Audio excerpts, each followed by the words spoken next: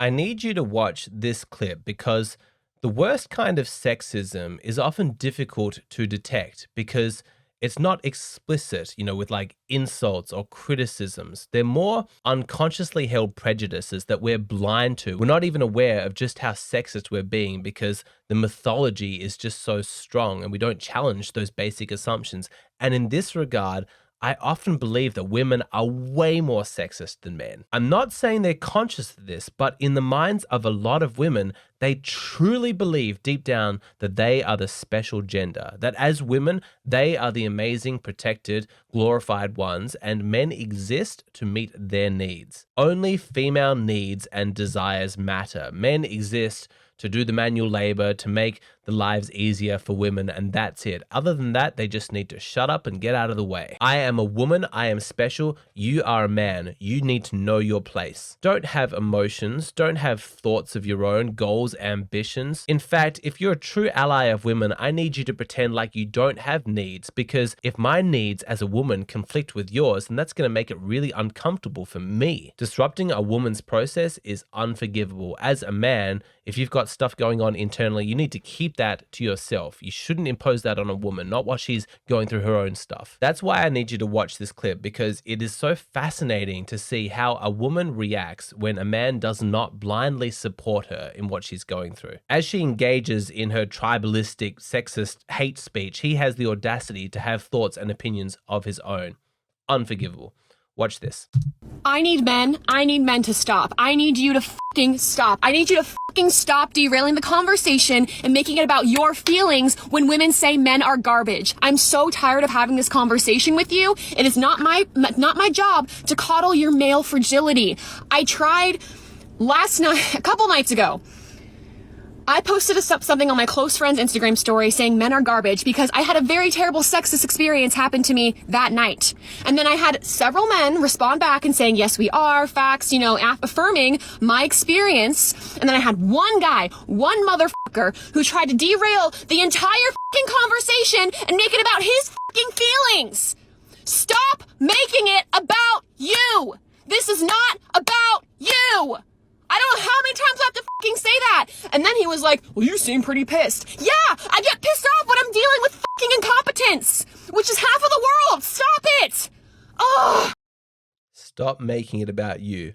Maybe the most ironic line ever uttered. But this is what I'm talking about, a sexism that is so deeply ingrained that she's not even aware that it's there. I 100% believe that her emotions of frustration in this instance are sincere, and her lack of awareness is so thorough. Her genuine worldview is that men exist to validate her experience. They are obliged to agree with her, and so any man who doesn't blindly support whatever train she's on is unforgivably sinning. I'm going to tell you something that might be quite difficult for you to hear because it's one of the dark truths about women that we don't often speak about, which is that the consistent ignorance that you see from women about men's inner worlds, about our thoughts, our emotions, our dreams, our experiences, the fact that so few women have any understanding of that is not actually an accident. It's by design. Okay, so women have a vested interest in pretending as though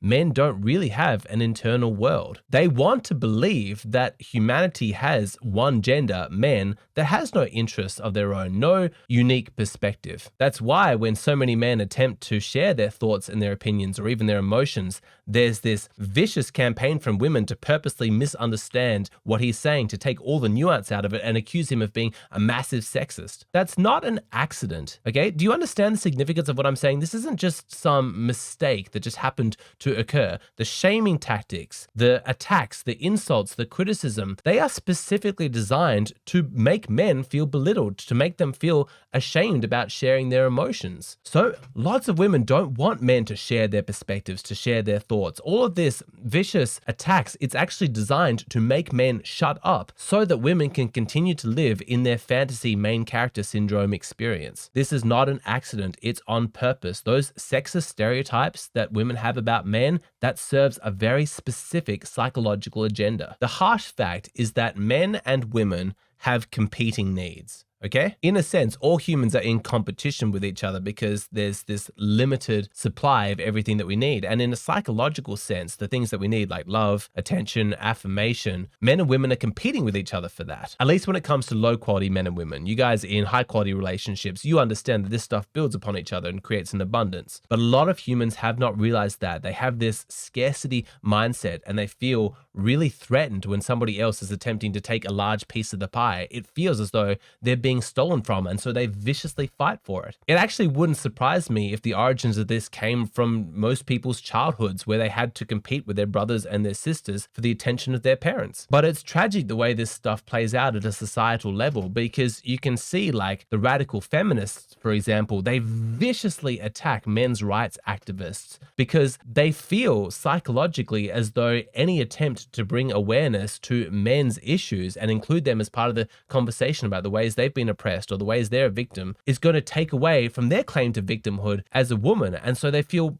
furiously angry about it. Even more tragically, you can sometimes see this play out at the personal level, like in romantic relationships. For example, if the woman's got a lot of anxiety issues or depression, or she's dealing with lots of problems at work, and she needs to lean really heavily on her partner and have him support her in order for her to get through, you can understand that it's in her best interest in those moments to believe that he doesn't have any needs of his own. Because if she has to compete for time and attention and love and support because they both have needs, then she's going to feel a lot more guilty about taking up his time. But if she pretends like, oh, he's a man, he doesn't even have to deal with emotions, it's a lot easier for her to extract from him what she needs, and she can feel a lot less guilty about it. I hope I'm getting across what I want to convey. In layman's terms, I guess you could put it like this, that women want to be selfish, but they don't want to think of themselves as selfish because that's unpleasant. But luckily, if you're in a relationship with a gender who has no needs or perspectives or emotions of his own, it's way more acceptable to be selfish because, like, hey, he doesn't need anything anyway. It's all good for the attention to be on me. And you know what happens? Men fall for it. And I understand why. It's quite tragic, but men feel that duty to be the leaders in a relationship. You know, sort of the happiness of the relationship and of the family, that seems to fall on him. And so he needs to make sure everybody else is okay.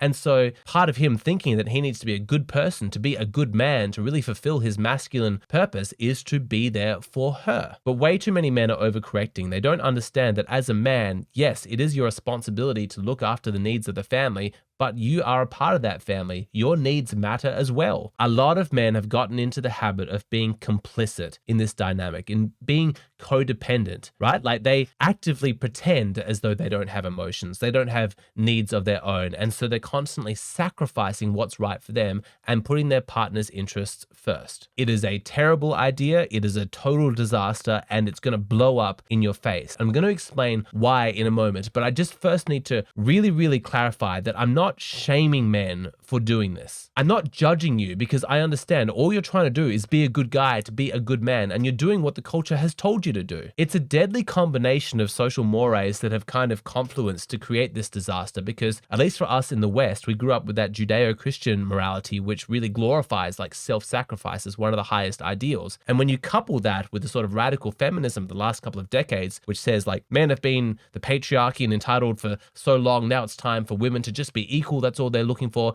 is equality, and you as a man, you need to support women and get out of the way. You know, those things combined, it really creates the perfect storm where it's really not that surprising to see so many men sacrificing what's right for them and putting women first. They're just trying to be good guys, but like I said, the consequences are just disastrous. So here's what a lot of men are doing. Like picture this in a typical relationship. The man wants to be having more sex, but the woman doesn't. And so he doesn't want to make her feel bad, right? Like he doesn't want to hurt her feelings by making her feel like she's failing in her girlfriend duties or leaving him unhappy or whatever. So instead of saying to her, I'd like to be having sex 3 to 4 times a week, not just once a week, he just sort of pretends like, no, I'm completely happy. I'm satisfied with our sex life. That's fine. Or maybe he'd like to be spending more time with his friends, but he knows that she gets upset whenever he's not spending time with her. So rather than speaking to her about the issue or asking her more often, can I go and spend some time with my friends? Would that bother you? He just pretends that he'd rather be home with her. That way she doesn't have to feel bad about her neediness. Or maybe he doesn't want to work 5 days a week. He's sick of full-time employment. He's getting tired. He's getting burnt out. He'd rather cut back on his days and hours and live live a more balanced lifestyle. But she's also grown accustomed to the lifestyle that he's been providing. She likes her current level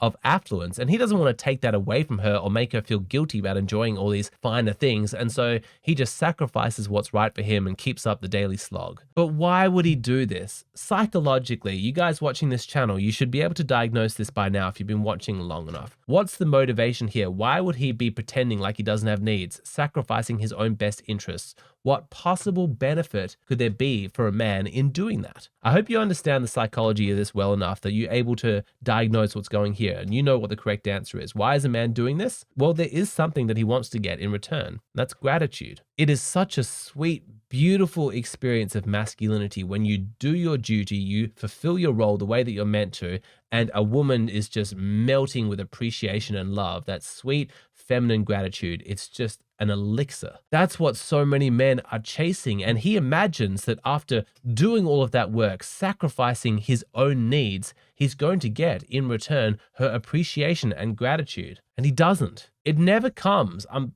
sorry to say that. I'm sorry if that's bursting the bubble of some guys who are really, really committed to this strategy. But the gratitude that you're seeking from a woman is not going to occur because women on the whole don't really appreciate what men do. Expressing gratitude for the nice things that men do to make women's life easier is a learned habit, and lots of women never learned it. Women do not appreciate a man's sacrifice. Do you remember when I said earlier that women like to pretend as though men don't have needs of their own? That wasn't hyperbole. I meant that. Most women don't want to hear about men's needs because that bursts the bubble that they're living in where they're the only people that count and men exist to serve them and make their lives easier. They want to keep playing life like it's a game where they're the main character. Biologically, women are not hardwired to think about men and what they need. They expect to be taken care of by men, but not the other way around. Women are compassionate and nurturing, but mostly that's expressed towards themselves, other women, and children. While they're doing all of that, they're expecting men to be taking care of the other stuff. That's sort of the chain of compassion as it rolls down. And I'm not saying this as a criticism, saying that women are like morally deficient. When you understand the way that ancient tribes actually used to organize themselves socially, then the evolution of it makes sense. Like while the women are taking care of like the children and the sick and the elderly and all of that stuff, expressing their compassion in that way, it makes sense that the men would be out building shelters, defending from, raiding tribes, hunting meat. It actually worked in that social context for each gender to have their own role because there's a greater harmony that's being created. So it didn't really used to be a problem because it was obvious what men were doing was to benefit the entire tribe. And so there was an overall gratitude and understanding and appreciation of the men's role. But trying to translate that into 2023 is a total disaster. In the modern age, men are in for such a crushing disappointment if they expect at the end of all of their hard work and sacrifice, there's going to be this delicious feast of feminine gratitude. No, it's not going to be there. Gratitude from women towards men needs to be culturally taught. It needs to be embedded in the values and the morals of a society. And so if you're wondering why your girlfriend or your wife doesn't seem to show appreciation for everything that you do, everything that you sacrifice, or even any basic understanding of what your internal world is like, what your experience is like a man, well, look no further than the culture that she grew up in. Doesn't that just explain everything? How often are we hearing mainstream media encouraging women to consider things from a man's perspective? Never. In fact, it's considered massively taboo, even in instances where men are genuinely suffering and struggling. And so this is why you're not getting any appreciation or gratitude for what you're doing, is because your self-sacrifice is by definition silent. It wouldn't have the effect of sparing her from her uncomfortable feelings of being selfish if you made it explicit what you were doing. You keep that stuff to yourself. That's what we do as men. We bury it deep, deep down. But of course, she doesn't know what it is that you've buried, and so she's not going to appreciate it. You're having less sex than you want, and you're doing that for her comfort. But does she know that? Does she appreciate that? No, she probably just assumes that you have the same sex drive as she does. You spend your time with her instead of going to spend time with your friends. Does she understand that's what you're doing? Does she appreciate that? No, she just tells herself that you enjoy her company